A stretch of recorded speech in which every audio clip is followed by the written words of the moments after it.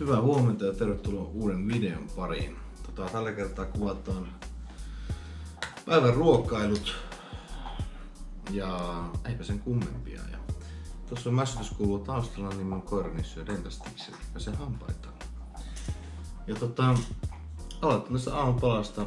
Nyt on lepoviikko, niin hiilareista on karsinut, tai toinen lepoviikko on menossa, niin hiilareista on karsinut 200 grammaa per ruoka, niin enkä tiedä yhtään paljon kaloreita syö tällä hetkellä, niin tässä tulee mukavasti samalla laskettua ne kaloritkin, mutta aamupalassa 800 grammaa 4 viljan hiutaleita, joku 50 grammaa marjoja, tällä kertaa mustikoita. Sitten tässä on mehukeitto ja maapähkinämuota 15 grammaa ja sen lisäksi maitorahka. Mäpä rupean näitä popsimaan ja koitan kohta lisää.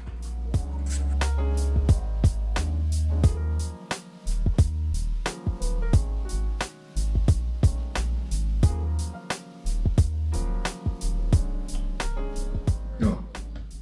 Nyt on viimeisetkin tästä tuhottu.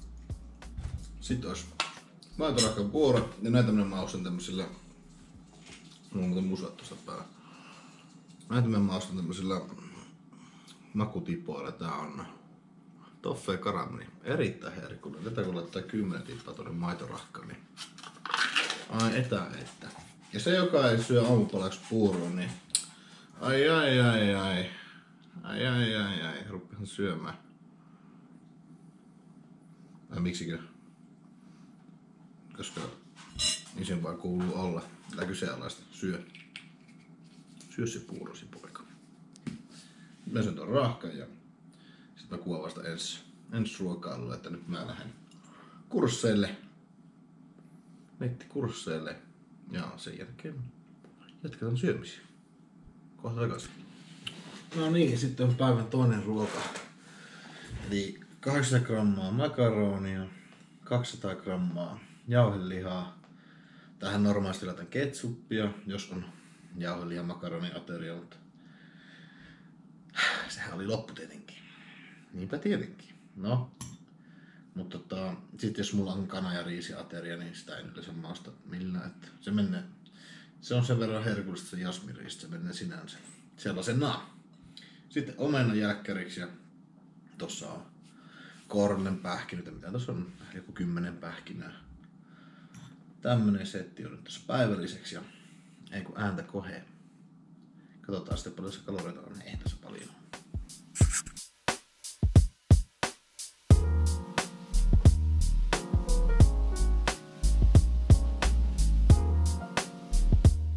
Niin ja meilläkin unohdin tärkeimmät lasi maitoa. Ja ideanahan näissä ruuvissa, että näissä on tuo perusruoka, hiilari ja toi protskunlähde. Ja ne on periaatteessa samat arvot joka aterialla. Sitten on aina joku hyvä rasvalähde, pähkinät, öljyt. Mä vedän vielä oliiviöljyä tämän ruoan lisäksi 10 grammaa, kun voisin syödä avokadoja, mutta näin massalla niin ihan turha, koska en tarvii enempää mahan täyttää, paitsi nyt vielä jää nälkä. Ja avokadot on niin kalliita. Budjetti ei riitä syödä niitä joka päivä hirveästi. Että paljon halvemmin päässä kun vetää ne öljyynä sitten ne loput rasvat. Tässä vaiheessa dietillä toisaalta taas haluaa syödä ne rasvat, niin avokado on silloin erittäin herkullinen vaihtoehto ja hyvä rasvan lähde. Mutta nyt ihan budjetsystä otan rasvat sitten öljystä lisäksi tähän. Ja sitten aina joku makkeen aterian jälkeen. Nyt se on omena. Joskus on banaani, appelsiini, ihan mikä tahansa hedelmä aterian jälkeen, niin se makea himo sitten väistyy. Eikä tee meidän herkkuja niin paljon sitten, varsinkaan illalla, kun oot pitkin päivän syönyt jotain pientä makeata, niin semmonen idea näissä ruokailuissa. Nyt mä syön tän loppuun ja jatketaan taas ensi ruokailulla. Jos en tässä välissä, no enhän mäkään reenaussa, kun mulla on lepoviikko, niin mulla on päivä nyt tämmönen, että istun sisällä, on kursseilla. Käytän koiran lenkillä, syön, nukun, käyn kursseilla. Semmoinen on päivärytmi tänään ja seuraat pari viikkoa, niin ei tällä videolla reenejä. Sitten olisi taas seuraava ruoka, eli nyt on herapusku shake 40 grammaa. 180 banaani ja 80 grammaa riisimuroja Kellogg's Rice Krispies. Ne vahvistaa. Ja maapähkinänvoita. Ei kummallinen. Tän ruoan syö ennen reeniä, kun tää imeytyy sen verran nopeammin. Siksi tässä on banaania, toi hera ja näin nopeat murot. Tänään ei ole reeniä, mutta tää menee välipalana silti kuitenkin, että en jaksa erikseen ruveta tekemään tähän uutta ruokaa. Mutta tosissaan ennen reeniä, joskus reenin jälkeenkin tämmönen ruoka. Ja sitten yleensä tämän päälle, jos vedän reenin jälkeen, niin sitten syö vielä tunnin päästä toisen ruoan, kun tää imeytyy sen verran nopeasti. Tässä on. Ja tää on todella hyvän makuista. Sehän se kaikista tärkeintä on tässä ruokailussa. Ei kun ruoan kimppuun ja seuraava ruoan ääreen.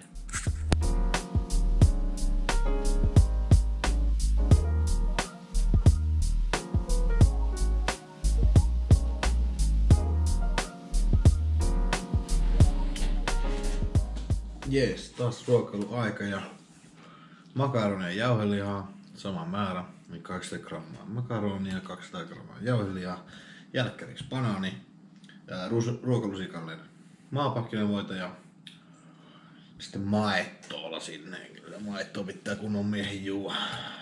Vakalijakso piti sanoa Arnoldin mukaan, mutta kuitenkin niin.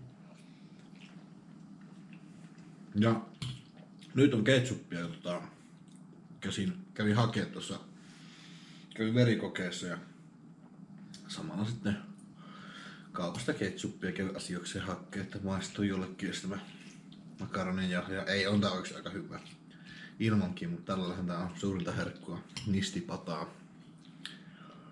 Mitä kaikkea nimityksiä tällä onkaan, laita kommenttikenttään, mikä on sinun makaroni sörsselin nimitys. Joo, no ei. Tässä syö tämä safka ja sitten on niin tälle päivälle vielä 2 ruokaa jäljellä. Kello on vasta 4, niin 7 tai 10 syönnit jo.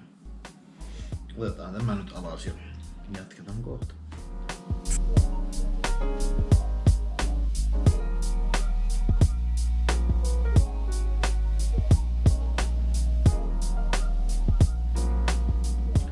Siis on nämä syönnit on niinku aina hyvin pelkistetty, että mä teen yhdelle päivällä nämä ruuat kerralla. Yleensä on sitten aina joko kanaa, makaronia tai riisiä ja kanaa. Miten mä sanon? Sanoinko mä kanaa ja makaronia? Jauhelihaa ja makaronia. Hyvä, minä. Ja joskus saadaan sitten herkutua semmoset, että on lohta ja pataattia. Mutta harvemmin tommosia jaksaa tehdä. No herkullisia ruokia nämäkin ja mulle riittäviä. Joskus salaatti jos jaksaa.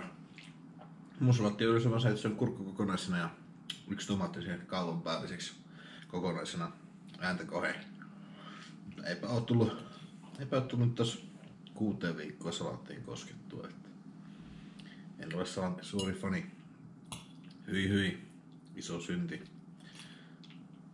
Mutta eipä tuo ole haitannut tähän mennessä. 29 vuotta näin eletty ja jatketaan samalla linjalla. Äiti sanoi, että antoi semmosen ohjeen, kun aikoinaan yksinään muutin asumaan Kuopioon, että siinä on nuori poika, on nyt 16 vai 15 lukio kun muuttaa, mitä se onkaan, että jos jokki on vihreitä, niin se on pilalla. Jos salaattihan on vihreitä, niin en oo sen jälkeen koskenut salaattia. Kiitos äiti.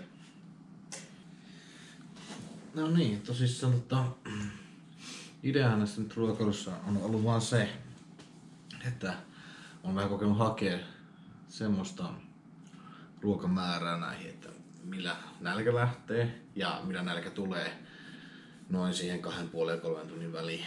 Ja ei tosissaan ei tule mitään semmoista ähkyä tai täyttä oloa. Tosi kevyt olo, että sellainen ja pieni nälkä jää aina päälle. Se on hyvä mun mielestä, että pysyy se pieni nälkä koko ajan. Ja sitten lisää pikkuhiljaa näitä kaloreita ja hiilareita. Ne on ollut korkeammat, aiemmin oli 100 grammaa per ruoka ja sitten siinä oli yksi leipä päälle, että ne oli aika paljon korkeamman tuossa aiemmin, mutta nyt kun on 1,5 viikkoa reenannut, niin pidän ne nyt vähän alempana. Ja nähdään taas ensi viikolla nostavan, kun reenit alkaa, niin kulutuskin nousee, niin sitten nousee suoraan tässä 100 grammaa, sitten ehkä 120 grammaa per ruoka. Katso miten tuo paino käyttäytyy, että tällä hetkellä on 111 paino ja se voisi sitä pikkuhiljaa lähteä nousemaan tai pysymään samassa, jos olomuoto muuttuu, mutta ei tämä mikään huono kunto ole tälläkään hetkellä. Ja massakausi alkaa sitten ensi viikolla. Ja tästä voisi tehdäkin oman sarjansa sitten, että seurataan vähän sitä massakauden kehittymistä, mutta siitä sitten myöhemmin lisää.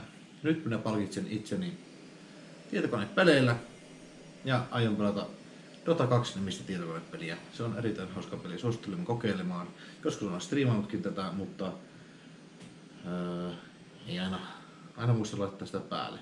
Pitäisikö laittaa striimin päälle? En mä tiedä. Katsotaan. Jees.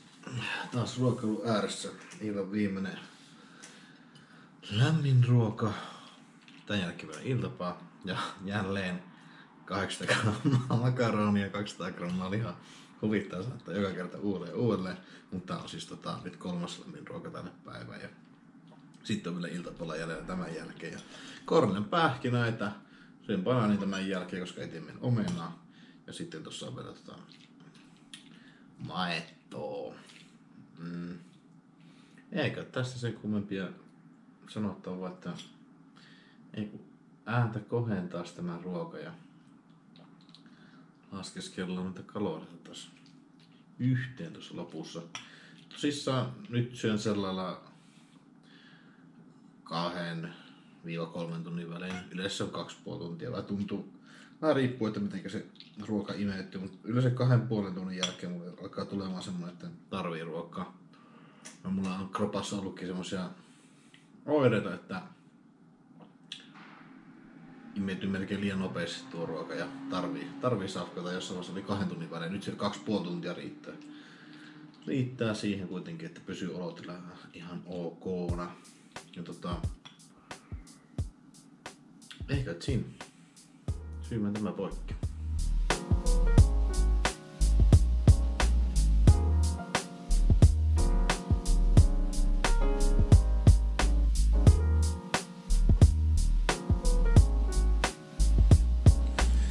No niin, illan viimeinen hidas. Tässä on riisi ja kaurapuuroa. 80 grammaa. Ja mehukeittoon. Sitten on 2 kananmunaa ja 8 valkuaista. Siinä on iltapala. Eli 2 kokonaista kananmunaa, 8 valkuaista ja sitten tämä kaurapuuro. Ja silläpä se. Sitten päivän syönnit on siinä ja kalorit tuli mitä tuli. Ja tää on ollut aika sopiva tähän asti, että tuntunut hyvälle määrälle. Nyt on taas kova nälkä, kello on. Itse asiassa nyt nähtiin 3 tuntia tuo syöminen just niin. Eiku bon appetit.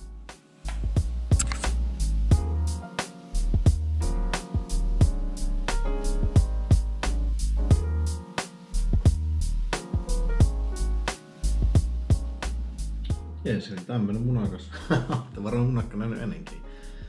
2 kokonaista ja 8 valkuaista ja suolaa, ei sen kummempia.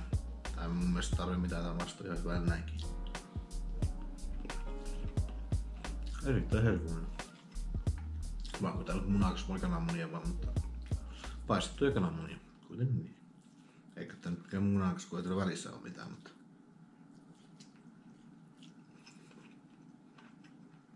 herkullista. Ensi kertaa. Jos tykkäsit videosta, niin laita tykkäys. Ja jos kiinnostaa kontentti jatkossa, niin laita seuraus. Palataan.